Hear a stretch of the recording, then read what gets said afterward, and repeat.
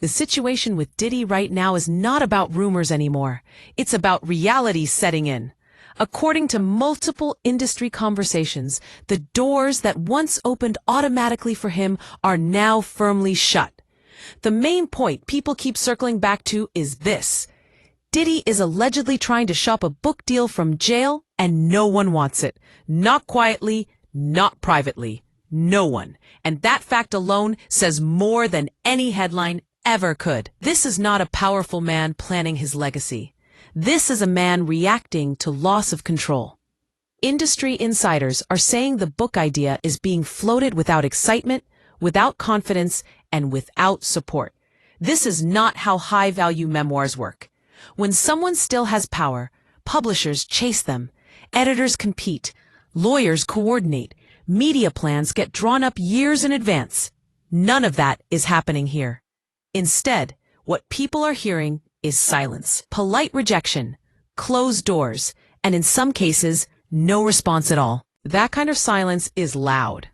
The uncomfortable truth is that this book does not feel like it is about truth or reflection. It feels like panic. It feels like a last attempt to grab the microphone after the sound system has already been shut off. When people say this is embarrassing, they are not exaggerating. A jailhouse manuscript being quietly shopped to publishers is not a flex. It is not bold. It is not brave. It is desperate. Powerful people do not have to announce they are writing a book. They do not leak that information to blogs to test public reaction. They do not need to float rumors to see if anyone bites. If Diddy were still seen as valuable, publishers would be lining up. They would be the ones making calls. They would be the ones asking if he was interested. That is how the industry works. That is how it has always worked. Insiders are saying this book idea is being met with resistance for one main reason: liability. This is not about morals. This is not about feelings. This is about risk. Publishers do not want legal smoke. They do not want to be dragged into ongoing or future court matters. They do not want subpoenas. They do not want their name attached to something that could unravel under oath. This is business, not personal.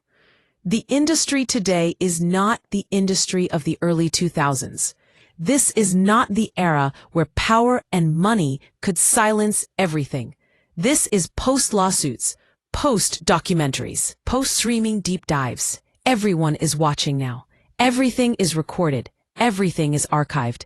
And every word printed in a book becomes permanent. That permanence is exactly why publishers are backing away. People close to the situation are saying this is not about fear of Diddy. That fear is gone. This is about protecting themselves.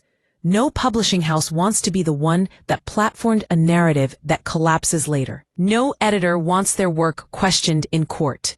No company wants to explain why they gave someone a megaphone during unresolved legal issues. The risk outweighs the reward. There is also the issue of control. For decades, Diddy controlled the narrative. He controlled the image. He controlled the access. But that control is gone now. Documentaries do not need him. Streaming platforms do not need his approval. Former associates are speaking without him. The silence that once protected him no longer works. That loss of control is uncomfortable for someone who built an empire on managing perception. This is where the book comes in, not as a memoir, but as a tool to wrestle back control of the story before the courts, the media, and public opinion lock it in permanently. That is what insiders are saying. This is not about telling his truth. It is about trying to reshape the record before it hardens without him. Every time a powerful man falls, there is suddenly a book. The language is always the same. I want to tell my side. The narrative is wrong. History is being unfair. But people are tired of that cycle. The public has seen it too many times. And right now, there is no hunger for his perspective. There is no curiosity. There is no suspense. Another major factor people keep pointing to is money. This part matters more than many want to admit. Legal defense is expensive. Asset freezes are real. Business partners disappear quickly when your name becomes a risk. Brand value evaporates fast when trust is gone. When the checks stop clearing, desperation sets in. Sources are saying this book push is not just emotional, it is financial. Liquidity matters when income streams dry up. And that is why many believe that even if the book ever sees the light of day, it will likely be self-published. That detail alone speaks volumes. Self-publishing is not a problem when it is a choice. Many creators choose it for control and freedom. But when it is the only option left for someone who once ruled the industry, it is not a flex. It is a signal. It tells everyone that institutional backing is gone. No press tour, no mainstream rollout, no major interviews. Just a book existing in isolation. /P.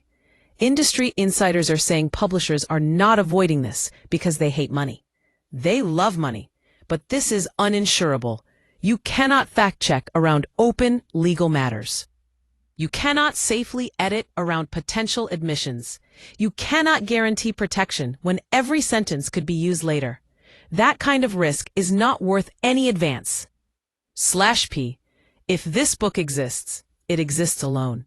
No major platform support, no serious promotion, no credibility boost.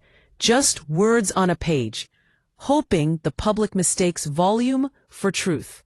And that rarely works, especially not now. Then there is the Netflix factor. People in the industry are saying Netflix is done. Not pausing, not waiting, done completely. And Netflix is not just a streaming service. It has deep reach across Hollywood, music, and media. When that door closes, others tend to follow. Insiders say Diddy knows the cultural window is closed. There is no redemption arc waiting. No glossy comeback documentary. No exclusive sit-down that resets public opinion. That opportunity has passed.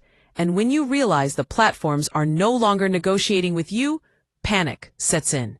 That is why this book feels rushed. It feels reactive. It feels like shouting into the void because the phones stopped ringing. When the industry stops calling, the illusion of power disappears fast. And that can be shocking for someone who was once untouchable. Another critical piece people are discussing is the legal angle. Sources are saying even Diddy's own lawyers are not thrilled about this idea. Writing a book while legal matters are unresolved is not strategic. Every claim becomes evidence. Every memory becomes a liability. Every attempt to reframe the past becomes a potential contradiction. The fact that this idea is even being floated suggests something important. The usual adults in the room may no longer have control. Either that or desperation is overriding strategy. Neither option is comforting. There is also the reality that public opinion has already formed. Many people feel they have seen enough. They are not waiting for explanations. They are not asking what really happened. They believe the picture is clear enough.